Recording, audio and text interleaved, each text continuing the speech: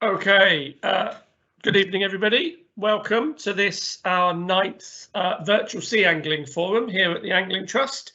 And this is the 5th forum we've hosted with various IFCAs from around the country. And so this evening we'll be talking to Will Wright, who's Chief Officer of the Kent and Essex IFCA. So a very warm welcome to you, Will.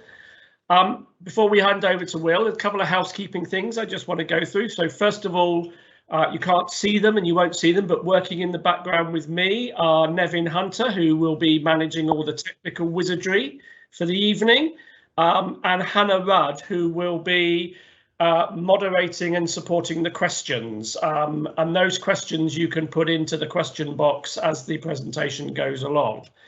So just to go through how the evening will run, we're going to hand over to Will in a minute. Will is going to give his presentation in 2 parts. So we'll do the first half and then we'll hand over to Hannah, who will be able to ask any questions that you've posted, as I've said, in the questions box that's available to you. It should be in the questions sort of icon in the top or appear as a box down the right hand side of your screen. By all means, ask questions as Will goes along, or as other people pose questions. If that triggers a question in your own mind, then please ask it during the question and answer session. We'll then switch into the second half and we'll repeat that process. So Will will do the second half of his presentation and then we'll go back to Hannah for more questions and answers. Should we not have time to address all the questions and answers, then hopefully Will be able to follow up after the event and feed us through with some of the answers we haven't had a chance to deal with this evening. And then finally, for me in this part of the meeting, I just want to remind everybody that this meeting is being recorded and filmed, and that is so that if for people who haven't been able to join us this evening, we will upload this to the Angling Trust website. So anybody who hasn't been here this evening, or indeed if you want to watch it again, it will be on the Angling Trust website in the next week or so. So I think that's enough for me for introductions, and I'll hand over to Will. Welcome, Will. Thank you very much. I'm encouraged by the fact that people might want to watch again. That's always quite a high bar, but we'll see how we go. Can you see my screen now? Yep. Yeah, we can. Well done. Just good going. Well, let's just say that people aren't going to be watching that bit back. So, there we go. And there's, as always with these things, mild panic set in. So I'm very glad that you can see what I can see. So thank you very much. I really appreciate the handover and hopefully it'll be a bit smooth from here. So what I wanted to do really was I want to split the presentation into 2 parts. So the first part was really looking at what we are doing at the moment. And the second part was then looking at what we see as the future and really looking at ways of wanting to take angling further and how we can work better with you guys as a sector moving forward. From my point of view, what I want to get out of today's meeting is give you an idea of what we do and how we work. One of the other things really is to encourage local anglers to apply to be members of our authority, so on our committee. Go into that in a bit more detail. To outline how our enforcement operations work, and as, or most importantly, really to ask for your help, to be able to be our eyes and ears and give us some really good, high quality intel to help direct our future enforcement. In the second part, as I've said before, what I really want to do is then to look at ways that we can work together differently and maybe better. And then I think one of the things that strikes me as a real opportunity is the new approach of UK fisheries post Brexit and the potential for anglers to influence this process and to take a bit more of a lead role. So what I want to do, and I'm aware that there are people from some might have seen presentations before and some might be new to this. So what I really want to introduce was was there's kind of 3 tiers of fisheries management. The kind of the global one, or the international one, really is ICE. So these are a group of scientists across the world that then come together and do stock assessment. So they bring together the knowledge of all those countries you see in the picture. Underneath that, you then have national management. Previously, that was regulated primarily by the EU. Now, under the Trade and Cooperation Agreement, the UK has a different set of arrangements, and there's a lot more control. And then this is where we come in. So regional management, and that we fit within those 3 tiers. And the things that we do needs to work within that system.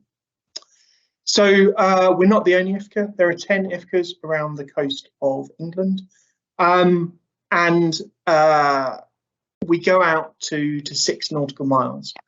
In our case, because of something called a bay closing line, actually we go out to nearer 15 around the Thames.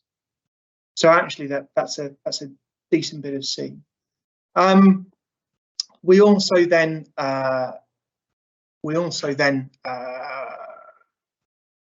go from Rye Bay in the south to the Stour in Essex.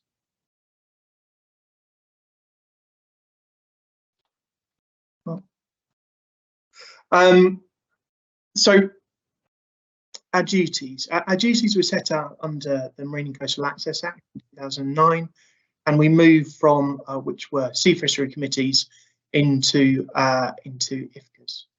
Our duties are actually quite well laid out in that act, and we have 2 main overarching duties. That the first is sustainable exploitation of sea fisheries resources, and the second is then the protection of marine conservation zones and some degree wider marine protected areas.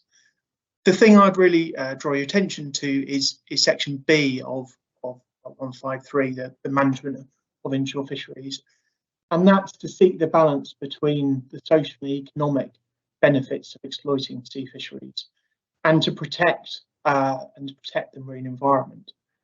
And it's really that word balance that I'll kind of come back to time and time again.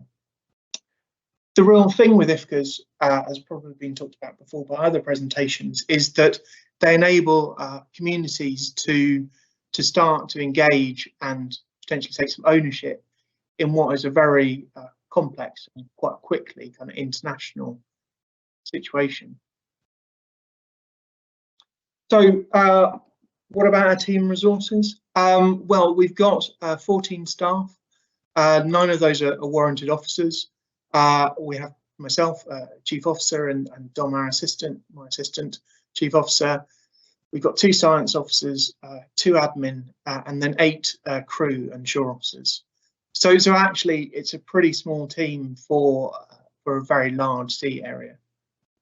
We have a range of patrol vessels. So we've got a Nursery that you can see there, and that's got Neris river that goes on the back and is transported around. We then have Thamesis that is out of Brightlingsea, and we've then got Vigilant that you can see below. And we've got those 2 offices which serve us well either side of the estuary, and then we've got 4 vehicles.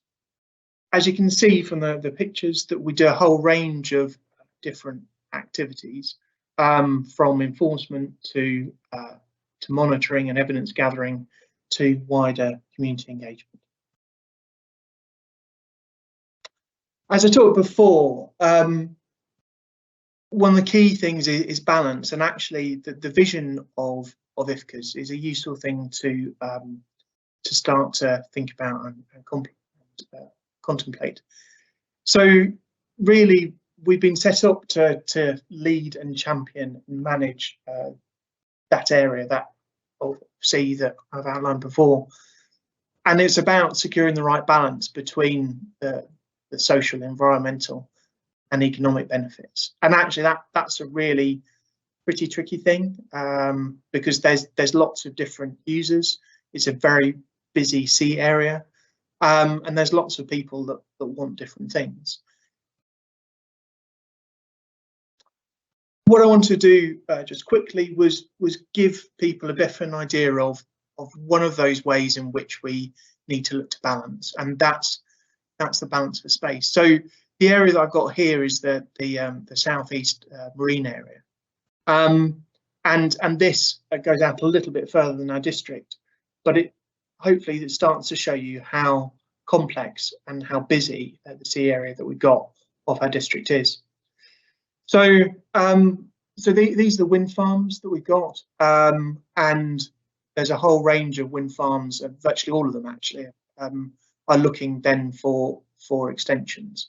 London Array, the one in the middle there, was the biggest in the world at one time. I think it's been superseded since then. If anybody of you been to sea on a boat recently, you'll be able to navigate across the Thames pretty easily from one wind farm to another. Submarine cables. So one of the things that's happened a lot recently is plugging ourselves into Europe and plugging ourselves into the wider grid. Why are submarine cables important? Well, quite a lot of them are buried, but sometimes that burying, especially near shore, isn't great, and you end up with concrete armour that goes over the top of them. There's a whole range of dredging and aggregate sites and disposal areas, and so you start to see this picture of what looked like quite a large area start to shrink quite quickly.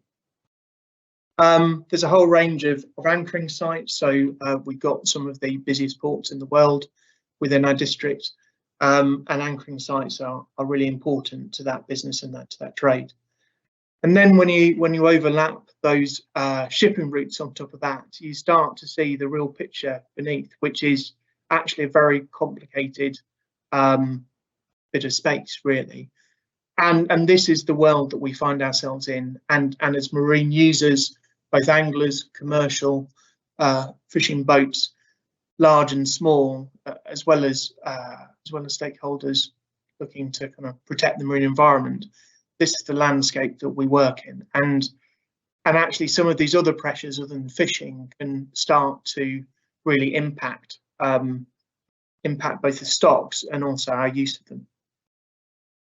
The next thing I just want to kind of highlight was really looking at those different stakeholders. So there's a whole range of different types of fishing, so potters, netters, trawlers, a whole range of different sizes of operations, going from large operations like Macduff's to family small run businesses.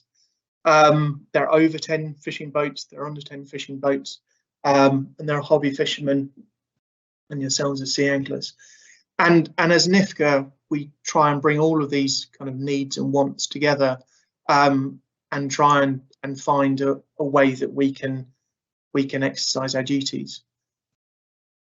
So that on our scale, those are all the different players. But actually, when you start to look at some of the scales, which some of the stocks that we really care about, so things like bass or things like smoothhound, things like skates and rays, actually quite quickly you're looking at a range of different countries, 9 different countries, best part of 7,000 different fishing boats, and 10,000 different fishing and 1,000 different fishing stocks.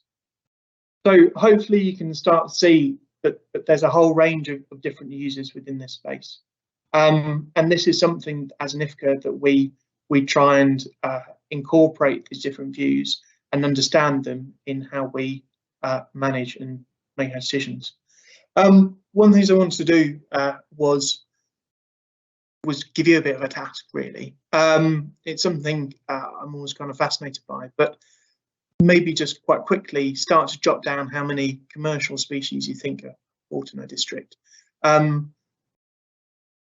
for a minute or two. And Hannah said that she would read out some of the results.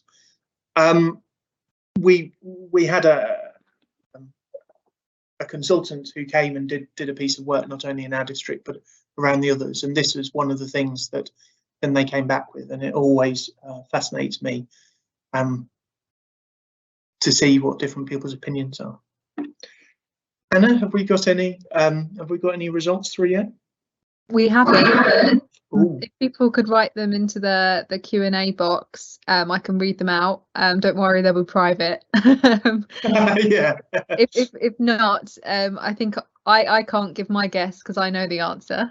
So maybe Stuart or Nevin could guess as well if we don't get anything.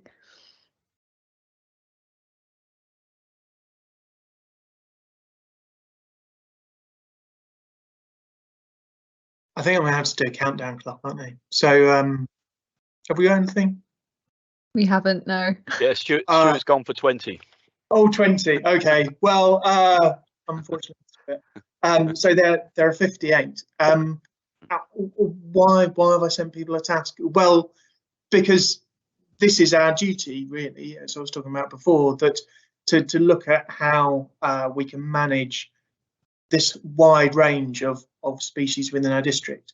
And as an authority, what we've then done is started to take that 58 and identify the really key ones, not only for commercial, but things like taupe and smoothhound, into 18 key species that start to give us a bit of an idea of where we can put our efforts and what we can do.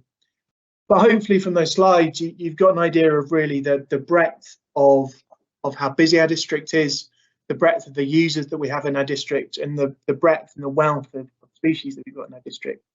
The question then is how do we take things forward? How do we actually get and achieve some level of ongoing sustainability? Well, seeing as we're British, the best thing we can do is have a meeting about it. And although that's a bit glib, actually what we do and have done since going back to 1888 as a sea fishery committee is have a meeting pretty much every quarter. And actually this allows us to respond to all of those different elements that I highlighted before. The different use of the sea, the different sectors of the sea, and those different species. What we do is we put together, myself and my officers, we put together briefing papers that are on our website. So if you have a look at the left, that's our web page, and you can click on the orange. It's a bit faint, but you can click on the orange words, and actually then those briefing papers will pop up. What we then do is make recommendations. All of those papers are put to the authority 7 days before the meeting, and we promote that using social media and e-bulletins. So this is one thing that we have as a regular part of our reporting. We have a quarterly angling report. We have an angling lead officer, which I'll go into a bit later in the meeting. But this is then a standing item that we have in our authority, and is something that our authority members will then discuss and reflect on each quarter. We also then have quite a large number of stakeholders that will write, and you can come in person and attend. You need to tell us before, and so that way we then get some feed in and some feedback on those reports, on the evidence we're putting in front of the authority, and then on some of those recommendations. So who actually makes those decisions? Well, we have a membership of 21 members. 9 of those are councillors, so from Kent and Essex county councils, also from Southend and Midway and Thurrock. And we also then have 9 general members or MMO appointees, and these are from a whole range of different sectors, the ones that I kind of highlighted before. We also then have marine management organisation officers, MMO officers, environment agency officers, and we have a Natural England officer. So all of those members can then vote on those recommendations like bylaws or on what's important for me is things like budgets. And our budget is £900,000 a year. So actually, we're quite a small organisation when it comes to it, and have quite a large bit of sea. So 14 people and £900,000. One of the things we then do is every year we put together an annual plan that then starts to prioritise our work, and then we then put an annual report together for our September meeting, which then corresponds to that plan. One of the things I really want to kind of highlight in this meeting is that we have a vacancy. So at the moment we've got 9 members, and in talking to the MMO, the Marine Management Organisation, we're looking to recruit a member from the angling sector if possible.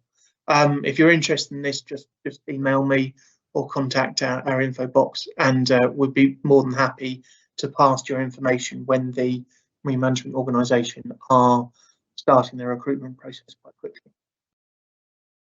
One of the things I wanted to kind of talk about, and a bit different from angling, but it gives you a bit of a flavour of what we do and the kind of things that happen in our district. So a range of different kind of fisheries, but one of our key ones in our district is the Thames Estuary Cockle fishery. It's one of the most important fisheries in the UK for cockles. It's worth about £3 million first sale and £6 million second sale, and actually it's probably one of the more important ones in Europe. So one of the things that we then do and have done since 1985 is then survey all the cockles, and then from that we can then set a TAC. And this short kind of clip starts to give you a bit of an idea of how we do that. So we do that from land on quad bikes and from sea, and as I said, that's over 2,000 samples over quite a large area within the Thames. That total allowable catch then is divided in that hatched area so before between 14 licensed vessels. There's a whole range of technical regulations they've got, so how wide their riddles are and how long, and a whole range of things. And we also then can open and close areas. And in the last few years, we have been using satellite tracking or vessel monitoring system. And this video, which hopefully you can see, so you can see some dots moving about. These are the cockle boats as they work through the fishery. And this starts to show how fisheries management can move forward in the next few years in really understanding where and when these fisheries are happening. And it gives us a very good idea of how these stocks are being exploited. Another thing which is quite critical in our district are then whelks. As you can see from the chart here, the whelk fishery was between about 250 about 100 tonnes a year. Then in 2010 there was a massive increase in the fishery. We have the ability to put in bylaws, and in extreme cases put in emergency bylaws, and we then did that in 2011 to start to bring the fishery into a place where actually it would be more long-term sustainable. What we then did is made that into a permanent bylaw, a flexible permanent bylaw that then limits the number of pots that fishermen can use and allows that to be reviewed every year. It also then sets a size that the riddles, that the whelks can be graded at, so essentially sets a minimum size, and also then puts in escape holes, a number and size of those escape holes. And although that might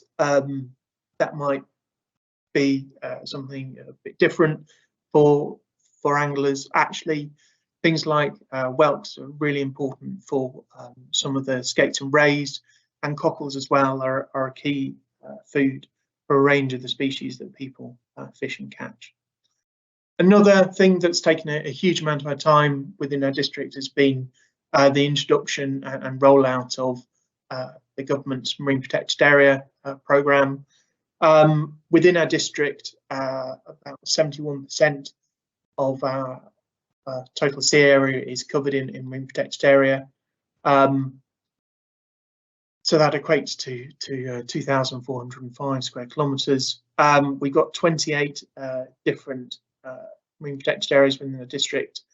They come under kind of different designations: 3 marine conservation zones, 3 sites of special, 3 areas of 3 special areas of conservation, and 3 special protection areas. And then from that, we have assessed the impact of fishing on those sites and developed 4 new bylaws. And that translates into a range of fisheries management, primarily aimed at looking and controlling bottom tow gear, so things like trawling and dredging. In some areas in the Essex Estuary, that is specifically around trawling. In other areas, that's about all bottom tow gear. And then in the Midway Nursery area, we've then worked with local stakeholders to develop a no-take zone. That no-take zone is one of the largest in the country at 12.1 square kilometres. And as well as being a marine protected area, we then really looked at it as a juvenile fish habitat. And we work with the Environment Agency, the picture you've got here, doing some of the netting to look and to then monitor as part of the EA process the fish in the district. And that's quite important when it comes to trying to understand how species like bass are starting to rebound. So that gives a bit of an overview of what we do, but when we start to then look at angling specifically and how we've organised ourselves, we've got Dave, who is our angling officer. So he's also our first mate on our boat, and he would normally be here and be around to chat, but he's not able to this evening. So I asked Dave to kind of give a few headlines of the kind of things that he's been doing. So things like minimum size stickers, minimum size rulers.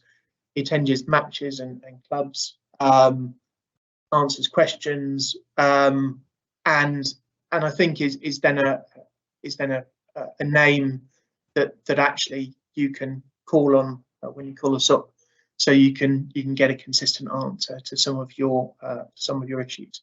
And that, as I mentioned before, Dave then writes the quarterly angling report that goes in front of our authority.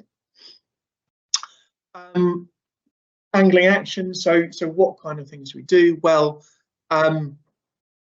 really it breaks down into primarily we want to go and make sure that we can create those sustainable stocks that we all really want, and a lot of that really is about kind of education. So the things that we do are, we've got a range of stickers and communication materials that we use within our district. The stickers are really good, and we've developed that on fish boxes, and that generally comes, people generally kind of like that. And when you go around and do inspections, you can see the people that you've seen before because you can see those stickers. And I think that the vast majority of anglers that we meet are really good, just a day out, really fun to chat to, and that education works really well.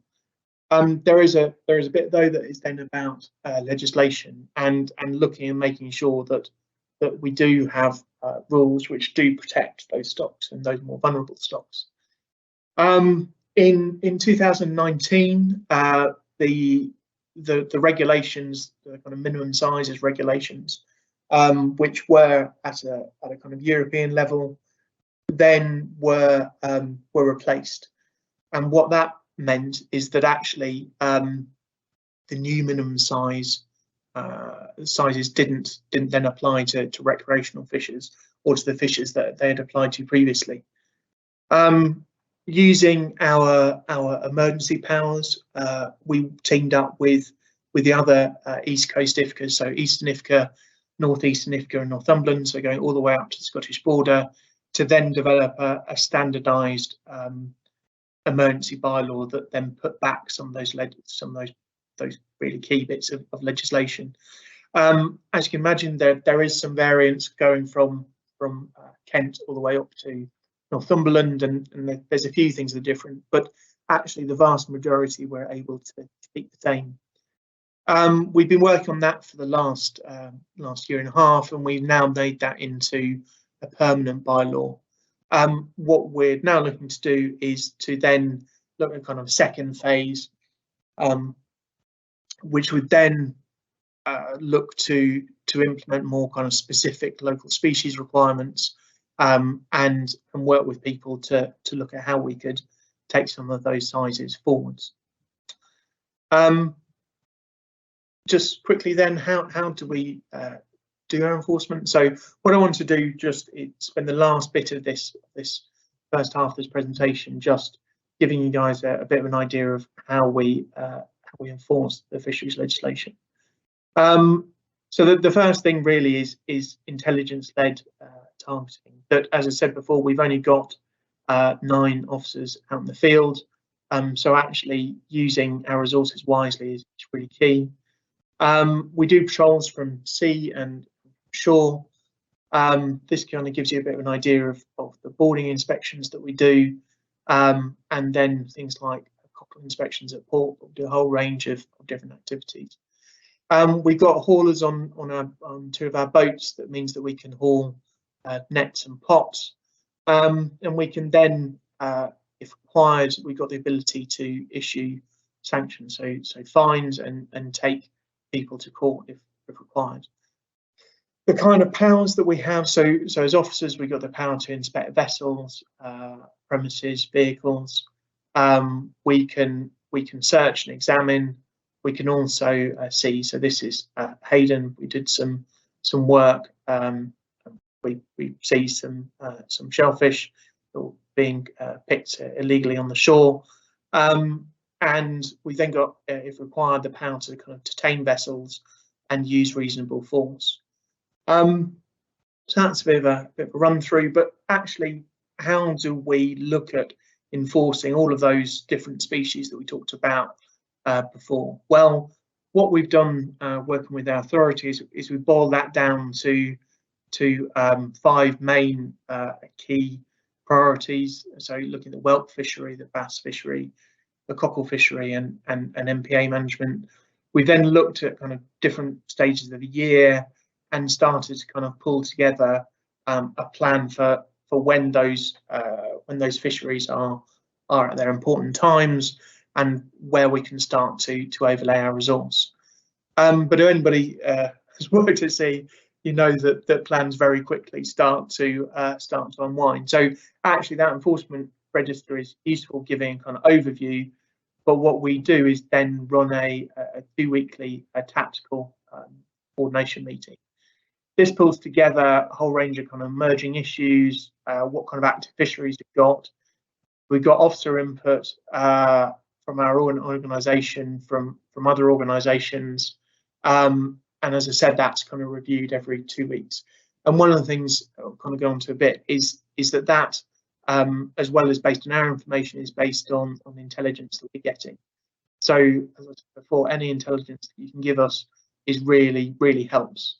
And how that then translates is it then makes a bi-weekly work plan, and then things that our officers in Kent and Essex then get tasked to do work at sea or on land or where those issues are.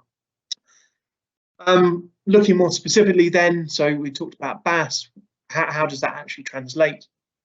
So when we run our bass operations in springtime, we're looking for these kind of offences. So illegal drift netting, fishing in fixed netting in prohibited areas, the Midway, retained undersized bass, and more than 2 bass day. And that the chart you can see in front of you are the kind of things that we look at when we're focusing where we should put our efforts. This gives you an idea of some of the outcomes of those of the operation that we ran. 2019 was the last probably one that wasn't affected by the pandemic, but it then gives you, so we ran a series of RIB-based patrols targeted those hotspots you saw in the chart before, inspected a range of drift vessels, drift net vessels, and then made sure that the bass were being returned to sea alive. We seized some illegal gear from the Nursery area. We did a whole range of shore inspections, and we found 3 offensive-sized bass, and then there was generally pretty good compliance on the bag limit checks that we'd done. As I said before, how can you help? Well, the key things that we're really looking at are those MPAs. We put all the information in Tide table books, so it's got our key information there. Looking at a bass, any intel that we've got on bass, unmarked gear is also then a really key one. How can you help us? Well, the more information you can give us, the better. So time, when, where, how, what. Photos are good, GPS positions, vessel crew details, all of those things. And we then got a whole range of phone numbers for if you're out on the sea, phone up our boat, and then hopefully we can start to build up a picture and if possible respond. So the final thing then I wanted to leave this first part of the talk about was then getting some feedback from you guys. So how can we work better together? One of our aims really is to get more anglers involved in the authority moving forward. And one of the things I'd quite like to do from today is then use some of your feedback and put it into a briefing paper, the ones that I've highlighted earlier in the presentation, so I can feedback your thoughts straight to the authority. The other thing, if possible as well, would be good to have a bit of a chat about the Admiralty Pier at Dover. I know there's quite a lot going on, and we're really happy to help if there's anything we can do. So I will stop presenting and hand back. Brilliant. Thank you, Will, for the feedback. I'm not sure where that's coming from, if anyone can hear that. Okay, I think we're sorted. Well, brilliant. Thank you for a first half of your presentation. We've had some great questions through, so thank you to everyone in the audience for those. So we'll spend sort of the next 10 minutes covering those. So the first question is from Bob Chatfield, sorry for that, and he asks, what more can anglers do to protect fishing rights, especially with the example of the proposed closure of Dover Admiralty Pier to anglers? Now, I'm sure you're going to touch a little bit more on that in the second half, but is there anything in relation to what you've just discussed that anglers could get involved with? I think the first thing which you've already done is then contact MP and get her involved. I think that's a really important move. I think the kind of things that we could maybe work together on is then looking at trying to drum up a bit more promotion, a bit more kind of wider public awareness, because it's a really vital resource. There's quite a lot that we have seen kind of best practice of Facebook sites and drumming up a wider interest using some social media. One of the things I want to kind of do from this meeting is really to kind of touch base and then to have a kind of follow-up meeting where we can put our heads together to kind of make that plan, really. As it seems to be not resolving itself from what I can understand. So we're more than happy to help you. I don't think there's a there's a silver bullet because the harbour has some quite clear rights, but we're really happy to help in that push. Thank you. So moving on to the next question. Nigel's asked, to what extent do you think that increased environmental management and monitoring activities have impacted your fisheries management and enforcement commitments and capabilities?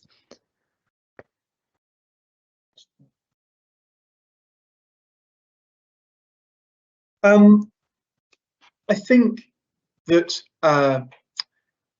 there's a whole range of environmental monitoring that goes on in the Thames. Actually, the Thames is probably, especially with London Gateway Port, is one of the, and some of the buoyage they've got, is one of the best monitored estuaries in the country.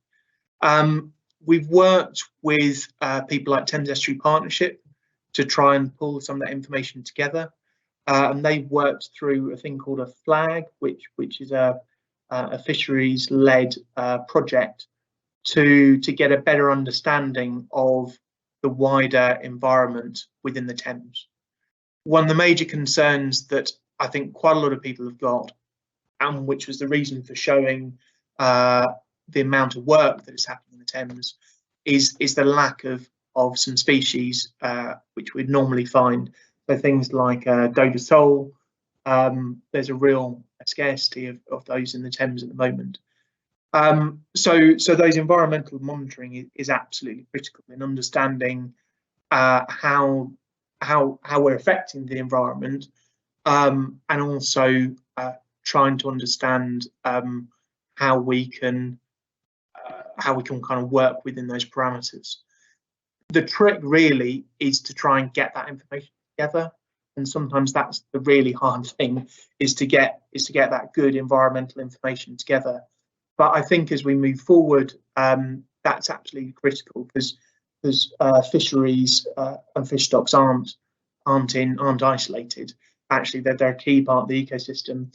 And one of the things which we are really interested in is then what the Americans use, essential fish habitat, and modelling that and trying to put that into planning. So yeah, environmental data is key. Trying to get hold of it and good stuff. Thanks. Great. Thanks, Bob. Thank you. Oh, thanks, Nigel.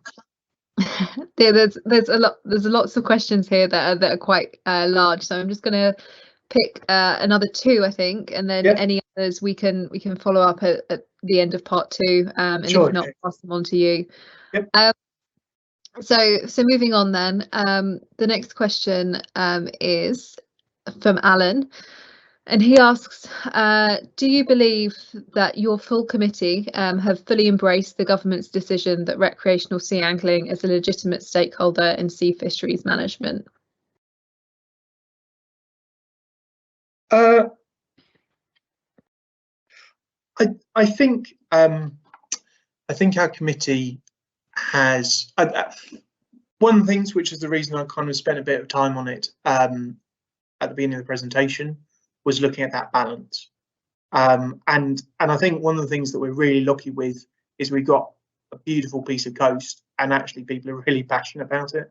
You know, I go down to the beach with my kids, and you know, it's a brilliant place. So I think there are a lot of really passionate people coming from quite a lot of different views on our authority. What I would say is our authority has made a commitment in its resource to put an angling officer in place, and has made a commitment to get a quarterly update about angling in our district. As I was saying in our presentation, it's tricky, and we found it difficult to sustain the momentum with the angling sector in our district at times. And I think what I really like to do is to get more feed-in and more views from that sector, because it can be quite disparate, really, I think.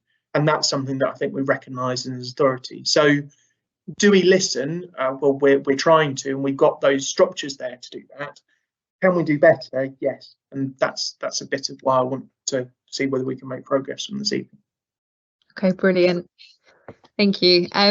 So I'm just conscious of time. I'm trying to find the next question. So Leon asks, what future technology will be deployed to monitor angling activities? So things like apps to monitor catch efforts, drones to assess and monitor number of anglers, just as an idea. Could you give us any more colour on what you're anticipating the future will look like in that department? Yeah, so as I showed you, that was one of the things I wanted to show you with the real potential you've got with the Cockle fishery. So it's quite an interesting kind of thing. I think the technology that's being developed and is developed, but it's trying to work its way through government, is inshore fisheries vessel monitoring, IVMS, on small boats, kind of 8 meters upwards. And I think that's really important, especially when you've got a very busy bit of sea. I think moving forward with anglers, the key thing really is to try and understand what's important, and data is important in making those decisions. So any data we can kind of get back is really key. I think with those kind of technologies, and especially kind of being recreational rather than commercial, there's always an issue with kind of personal data and people being happy with what's being collected. But having a look at the kind of AI software that's out there, that the Europeans and Americans have been using about species identification, it's actually crazy, and it's really exciting looking at actually what you can get out of it. Without doubt, the really important thing for us is if we can work with anglers to collect that data and see where and when they're catching, and if we can use IT to do that, that opens up a whole range of possibilities because of how you catch and how you work. And then there is some really interesting stuff in America kind of looking at that. So Great. Yeah, a world of possibilities really. Yeah, it sounds fascinating prospects potentially there for technology.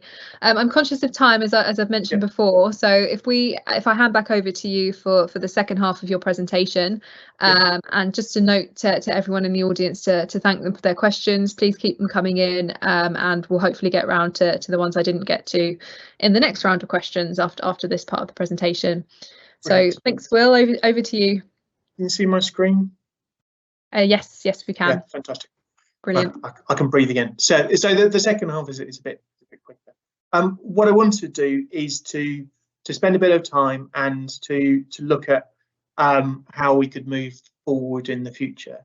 One of the things really is that there's a really good national angling strategy, which I know the Angling Trust have fed into. And I think a lot of the objectives, I'm not going to go into a huge amount of detail, but really are worth kind of a sensible pointers in how we can grow the sector, and how we can get a lot more kind of young people involved in liking being out on the sea and liking being on the shore. So the objectives which are kind of out there are then looking at kind of increasing participation, looking at those kind of social and health benefits, bit of what we're kind of talking about today, so that sustainable kind of stocks, looking at how we can value add to the catch. And I think the key thing really, especially when you're looking at making decisions within fisheries, is that this kind of information is really critical for the angling sector to kind of get across in decision making. And then the last bit maybe kind of goes back to Leon's point, is then the use of data and technology going forward. So all of those things I think are it's a very kind of sensible way forward, and I think that gives Kent and Essex a way to help work with you guys. Kind of positively, and there'll probably be a number of you kind of out there that that have a bit of a sigh on this one, but it does feel as though the government are listening quite a lot to the recreational sea anglers, and there's a through DEFRA there's a recreational sea fishing forum, developed a pretty kind of sensible vision. There's an action plan which has kind of been developed as part of that. That's something that then is working through that IFCAs have then kind of seen and started to be involved in, and from our point of view is a useful kind of mechanism for us to work collaboratively on. I think that the final point I'd kind of make is that the latest piece of legislation, that the Fisheries Act, really starts to highlight anglers in a way that the recreational sector I don't think has really been done before. One of the things the Fisheries Act does, which is really interesting and I think really useful, and I think especially for anglers is really worth understanding and thinking about, is then it makes a commitment for fisheries management plans. So these are specific UK plans that every indication we've got at the moment, things like bass would come under. The plans would then bring together the best scientific advice, but they would be focused around an assessment for maximum sustainable yield. There are lots of different ways of looking at stock assessments. There's pros and cons with things like maximum sustainable yield, but what it starts to give us is if it is meeting that, the plan then needs to specify policies, either whether to restore them or to maintain them. If it's not, then it needs to plan needs to identify how it can start to get to that kind of assessment, and then again the key two things in both these things, which are really important, are then specify those policies. So although that's quite dry, what does that really mean? Well, to take a step backwards, one of the things that we have fed into is the sea bass project, led by CFAS, and has had some French involvement as well, and Vicky done a sterling job. She let me use this, as I must say, a really big thank you. But what you can see moving in front of you are the bass that they tagged and how they move around over a calendar year. And not only is this just really cool, I want to kind of show different people, but actually it's really useful when we start to think about a UK fisheries management plan for bass, because in that plan we need to think about what kind of habitats fish use, and where they move, and how we can best manage that. Some of that is within the inshore, and some of that is within the offshore. But the thing I kind of really want to highlight is just how connected that is. And if I take you back to some of those earlier slides I showed you where we were talking about 6,000, 7,000 fishing boats across a range of different countries, the sea bass don't see that really, and so it's important to balance both regional management and national and international management. So what can we do from the point of view of Kent and Essex, and how can we use fisheries management plans to actually move some of these things forward?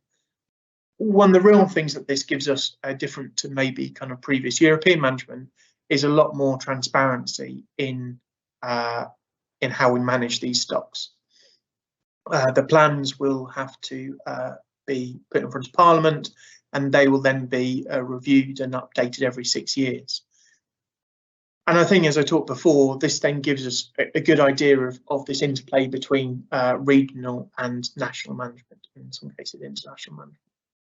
From our point of view as regional fisheries management, this then gives us a far better way that we can look to integrate our management and maximise it, as well as also kind of prioritise how we can get our best bang for our buck. Because, as I showed before, we are limited on resource. From our point of view, we see this as a vital piece of work and a way that we want to really move our organisation. So those 18 key species, which I talked about before, we went and we tried to kind of develop regional fisheries management plans for those, but the finfish quite quickly became a real issue because they moved them out so much. So actually, under these national plans, hopefully we can have a regional component. Well, what does this mean? Well, actually, from the angling sector, the way I see it is that there's a real opportunity to include the voice and the priorities of anglers in this process. As I said, both at a national level, but also a regional level. And one of the things we want to do is to work with you guys to try and do that, because we really see this as an important way forward. I've done loads of talking, and hopefully you guys have got some questions. In just a second, let's see whether I can hand back. There you go. Brilliant. Well, thank you very much. Okay. I can still hear some feedback that's moved on, but hopefully we'll get through it. So we have another question from Nigel, and he asks, what is the composition, and you may not know this off the top of your head, and it may be something you have to get back to us on, of marine management organisation appointees by stakeholder group? On our authority, is that what the... I think he's referring to, yeah, to MMO appointees by stakeholder groups. So I'm assuming those that are involved in Kent and Essex IFCA. Yeah, we I have to think through this for all different people. We've got a range of people from the commercial sector, netters and cocklers. We also have a number of people from the from both the kind of academic and regulating sector, and we've also got a handful of people we've got a handful of NGOs. The thing that we are missing, and we've been talking to the MMO about, and they prioritised the last round of recruitment we just had, were angling members. The MMO appoints on our behalf, so we don't do that. But one of the things we both kind of came together was the need to try and get more angling voices in our authority, and as I said previously, that's one of the aims I want to try and get out of today's meeting, is to do that. So I think, kind of coming back to Nigel's point, is it the right balance? I don't think it's the right balance. I think it would be really good to have angling members, some more angling voices on there. Previously we had two really good members, Leon and Mike, and it would be really good to get some more. So if you're interested, then contact me and I can pass on your information to the MMO when they do launch their recruitment. Brilliant. Thank you. I'm just moving on. So Tony's asked, how fast is climate change impacting the species we catch in this region? Fast and getting faster. So I think if you talk to some older fishermen, things like bass weren't as common, and now are completely common. And as we saw from that video, that's just one of the major species that we have now. I think things like tuna we're starting to see, and Defra is starting to kind of manage them. It's really key, and I think one of the things that we are really aware of, coming back to some of our other duties, are things like cockles and whelks. Are those going to be the stable stocks that we've seen for the last few years, or is climate change going to start to affect them? And we've seen a lot more clams in those cockle beds than we had previously. So it's really important. I think the one thing that I would really highlight, that I think as an authority we're really disappointed by, previously CFAS did an at-sea small fish survey over 40 years, which was a brilliant data set, and some of the fishermen in the district did some work for them. That stopped 2 or 3 years ago with some of the cutbacks, and we'd love that to be reinstated, because that's a brilliant data set showing how those fish assemblages have changed over that period of time. Brilliant, thank you. So this ties into what we've touched on regarding Admiralty Pier, but this is more broadly speaking. And Leon asks, a number of venues are being lost to shore anglers, piers, docks, etc. Does the IFCA become involved in making representations to keep such venues open across the district? If people contact us, we can do. We've done the same thing for commercial fishers with some of their with some of the areas that they land on as well. We're really lucky that we've got councillors on our authority, and if it isn't their patch, then they can then talk to other people whose patch it is. It's really key. And coming back to the angling strategy I mentioned previously, it's a really important part of having the infrastructure there for fishermen to go fishing. And when a lot of the research shows that if it isn't there, then it puts people off really quickly. So I don't think that's something that we're doing pretty well at the moment, but it would be something that we would happily get involved in. If people wrote into us, then we can have those kind of conversations, because we do have councillors in our authority. Okay, great. So the last few questions now, unless any more come through from the audience. So just going back to your comments on climate change, Nigel's asked, in respect to tuna, is that climate change or just a revert to previous states, i.e. tuna were always in the North Sea? Yeah, I think that's a pretty good thing to highlight. I think I would agree with what Nigel's saying. We have seen a real reduction in those large hydrotrophic level species. I think the one thing that is encouraging is that we are seeing some of them come back. Be it climate change or something else, but it really comes back to the thing I was saying before in this this long range CFAS 40-year data set. It's that kind of thing that actually gives you a clear idea of those kind of changes, and all the evidence you get from looking at that kind of data set suggests you need to study things over a long period of time. Anything in fisheries, that's really important. Yeah. Okay, brilliant. So I'm just making my way through the maze of questions, what's asked and what ones we haven't asked. So Leon's also asked, what measures could the IFCA use to increase the size of fish, bass in particular, within the district available to anglers above the legal minimum conservation reference size? Yeah, I think that's a good question.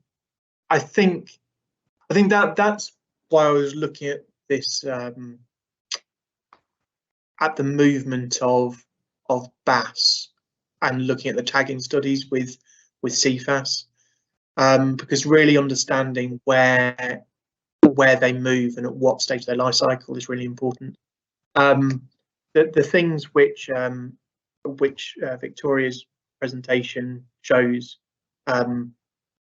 she's writing a paper on it, so I can show a bit more, is really how they feed and where they move in the water column, how they move about. And so looking at those kind of size restrictions or that management, really we need to know and overlap that with where and when it's being used in that life history. I think the thing that is really encouraging is that we know a huge amount more now than we have done in, say, 5 years ago. And I think that kind of information really helps us get a bit better in appropriate spatial management, because as part of it as well is you need to think about if you protect a species in one area, is it just going to kind of move offshore and just get swallowed up by pear trawlers, for instance? So that is part of the solution, but it's also looking at the other bits of the solution as well. So I'm a lot more encouraged than I was maybe 5 years ago. And hopefully with fisheries management plans, we can get the data behind it to make sensible fisheries management decisions. And regional is definitely a component. Okay, great. So we've had a question through from Bob in relation to rays, and he says there seems to be more rays caught from the shore than previous years. Have any studies been done to understand why, or is it just a case of more anglers fishing for them? Yeah, we might be able to do a specific a webinar on skates and rays in the future. That was something we kind of talked about for this meeting.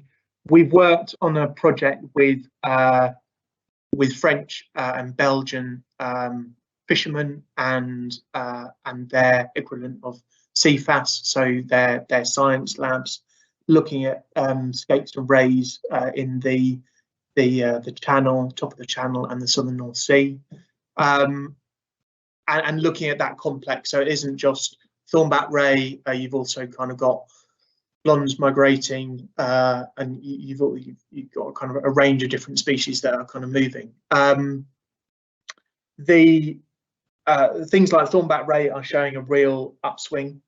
There's a lot of really positive data that's coming back from ICES and their stock assessments. Some of the other species aren't showing maybe the rebound that we'd want to see, but it is something which the reason we kind of did that project was to look at kind of regional management, transboundary, and looking at things like a kind of a minimum size across the southern North Sea and across the channel, because actually the French and Belgians have minimum sizes. It's a bit of a case of kind of standardizing some of those things. There's also some really interesting work from CFAS looking at skates and rays over the last 100 odd years, and that's really interesting, looking at that distribution change. But to answer Bob's question, what you're seeing seems to be reflected by CFAS stock assessments. So yeah, they do seem to be getting more abundant, which is a very good news story. Yes, good news.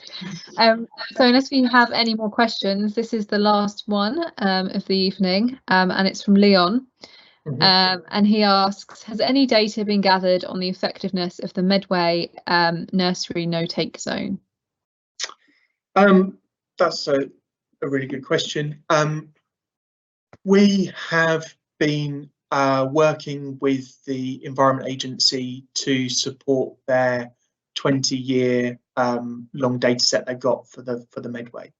As I talked about before with the CFAS survey, the one looking at small fish further out at sea, that was on the verge of having to be scrapped.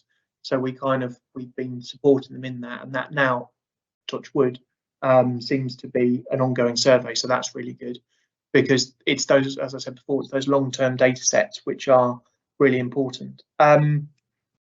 There's an officer that we've been working with in the EA who's been looking at fish cohort analysis using some of that data, and and that's really interesting. It's amazing what they can do with some of this stuff. It doesn't answer the question specifically, because I think it will take quite a long time. But I think we got some of the principles there to start to undertake that management. So in answer to Leon, no, we haven't been able to do that yet, but we have got some of the data sets to start to ask those questions in a meaningful way. And we've invested quite a lot of our resource in keeping them going, so we can do. The other thing I just want to say just quickly, because I think Leon asked a question before about support for angling on the district, was one of the things is that the Fisheries Bill, or the Fisheries Act now, gives the ability for recreational anglers to apply for grant funding. So the Fisheries and Seafood Scheme, that's now in the Act in all four devolved administrations.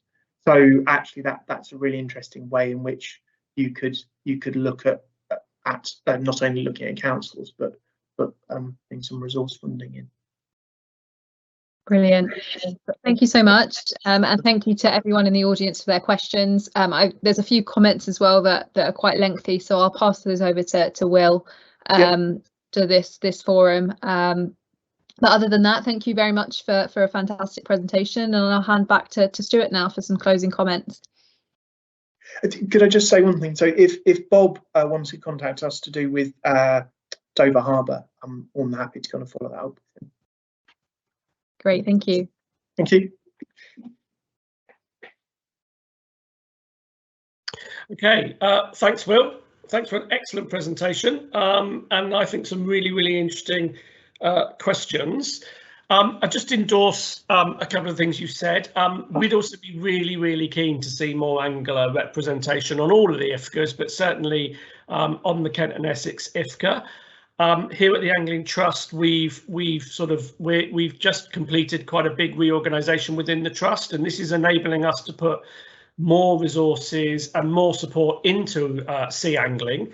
So if anybody is interested in joining the IFCA, we're also looking at ways that we as the Angling Trust can support IFCA members who are sea anglers in sharing best practice, helping them helping them in the work they're doing on the IFCAs, as well as working with Will and the other lead officers around the country.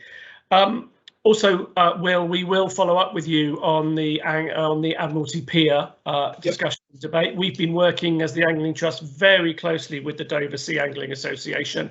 Yeah. Hannah and I were down in Dover a couple of weeks ago. We met with the Dover Harbour Board, and we're supporting the Dover Sea Anglers in putting in proposals. We think that there's no reason to close that pier.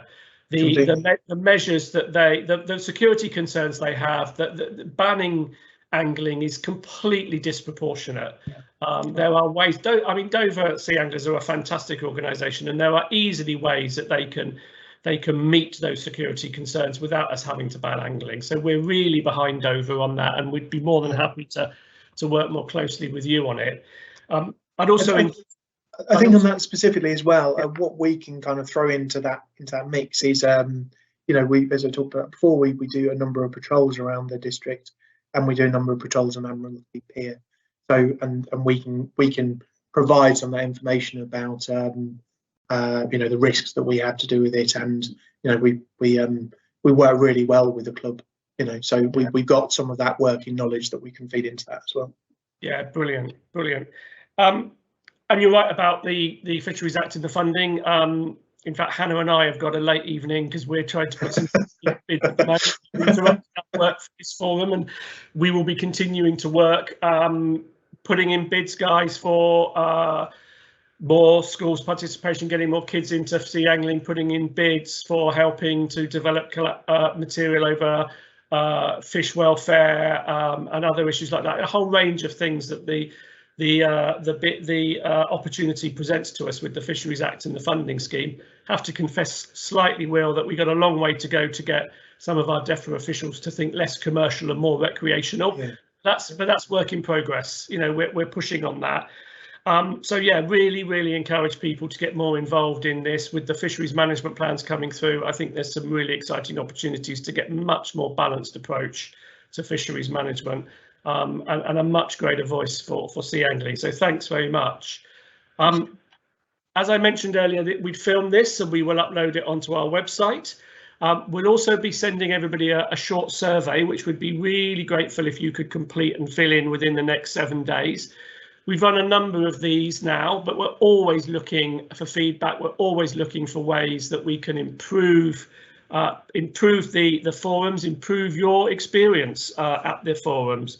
So, you know, do please feedback to us, complete that survey. And just as a plug, our next forum is another forum, another IFCA forum. It's with the Eastern IFCA. That takes place on the 22nd of July. So if you're interested, if you're, you know, at what's happening in the Eastern region as well, do please join us. And if you're not already signed up to our monthly sea angling newsletter, please do. You can find the details on our website, and it's easy to sign up, and we're more than happy to keep sending you various newsletters. So yeah, thanks very much for a great evening. And without further ado, I'll say good night to everybody.